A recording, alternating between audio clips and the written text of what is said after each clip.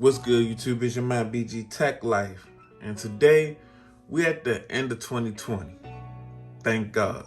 But I kind of want to talk about this Pixel 5 right here and why it could possibly be the phone of the year. Now, this not going to be no long video, but I'm just going to give y'all straight up and down facts about this device. Now, as far as what Google did, with this phone coming in at $699, a lot of people complain. But at the end of the day, I feel like the only reason people complain about this device being $699 is because the Pixel 4a was $349. Nobody would have complained if Google never made the Pixel 4a. So did Google kind of shoot themselves in the foot with pricing the Pixel 4a at $349 and it being such a solid but comparable device to the Pixel 5? I don't know, possibly. But at the same time, if you take the 4a out the picture, you couldn't complain about the price of the Google Pixel 5 at all. With all of the iPhones starting at $799. You had Galaxy one at $1399 for the Note 20 Ultra. I'm just talking, it came in way less than most flagships. Even though this device is not a complete flagship, it has flagship tendencies. It's almost an economic flagship. I like the lane that Google created because it's maybe one major thing that this phone is lacking to me and make me say, okay, you know what? They felt they messed up on that, and that was some type of facial recognition. It didn't have to be perfect facial recognition, but some type of facial recognition should have been on the Pixel 5. But outside of that, I mean, guys, if you look at this device, you got a 6-inch screen that's beautiful. The screen on this device is beautiful, and the implementation of the screen with the bezel being perfectly symmetrical in this pinhole notch is beautiful. I'm sorry. I love watching content on this thing. I don't feel like the screen is too small to watch content because you got to realize, even though the phone is not huge, it's mostly display. So you might not have a big footprint in hand, but you still have a nice display to watch. So as far as display go, it's one of the best displays of the year. Of course, you got phones like the Samsung Galaxy and stuff like that. But at the end of the day, this display is beautiful, especially at $699. Not gonna lie to you, 1080. You can't knock it for being 1080 because you know who always been 1080. And this display, as it sits in front of me and you, it's gorgeous. Next, the camera, the selfie camera and the rear camera. You're gonna take the best pictures that you can take on a smartphone just about on the Google Pixel device. Just that's straight up and down. You're gonna get good video. Okay, if I get B+ video and then my photos are always a A+, it's top three. It's top three at $699. You know, that's what you want the phone for. You want the phone to take pictures and have beautiful pictures that look like you might have took them with a DSLR. That's what you getting for $699. You know, compared to what flagships that do that, what they want this year.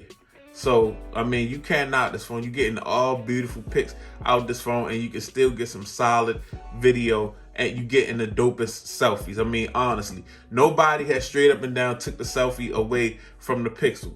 I'm sorry. Nobody has took the Pixel crown for the selfie at all. All right. So, I mean, even with that being said, they did add some features like the wireless charging, reverse wireless charging. I mean, it's a dope device all around, guys. I'm sorry. At $699, the only thing that shot it in the foot at that price was the Pixel 4a being kind of similar and being $349. No other competitors. It was never a Pixel 4a. Nobody would have said, why is the Pixel $699? You getting display, you getting camera. Yes, you got the Snapdragon 765 processor. You're getting 5G in this device. This device also has 5G, and the performance never was laggy to me. You get 90 hertz refresh rate, and you can force it under developer options. Now, that's dope. The 90 hertz, I'm really starting to, guys, at first I didn't really see the difference because I love the pixels. So I kept my note screen on super high res. It never messed with that really 120 hertz. But on here, I forced the 90 hertz, and as I'm scrolling, I can see the difference. It brought me into this phone has a very nice scroll to it because of the 90 hertz. I mean, you can scroll and it's so smooth and it performs good. I game with the phone. So to me, the Snapdragon 765 held it down. I wish they had more phones where, okay, we're going to put the top processor in the charge, the top dollar, but everything that I do on this phone is basically everything that I can do pretty much on any phone that I have. Any phone that I have. And I have big flagship phones and they cost $500 more than this.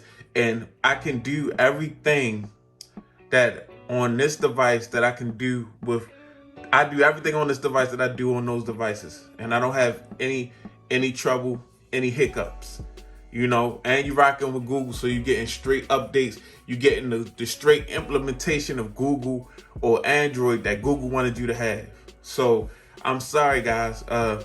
This year, BG Tech Life, yeah, I gotta make this argument, guys. I'm not saying that this is gonna be my phone of the year, but it's arguably the phone of the year just because Google took their time and they set a price way cheaper than everybody else did, and they gave you exactly what you needed.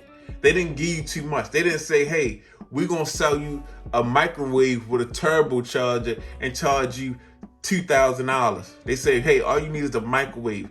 Give me $500 and take your microwave. They didn't add a whole bunch of extras, blow the price up, and now I got a phone with so much stuff on it that I probably don't need it. It might be overkill.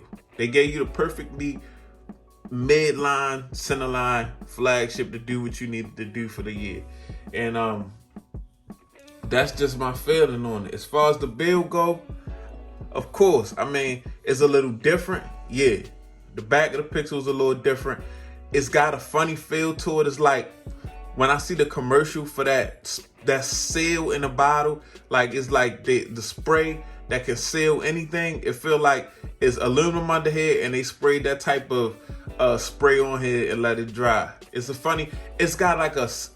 comfortable in the hand.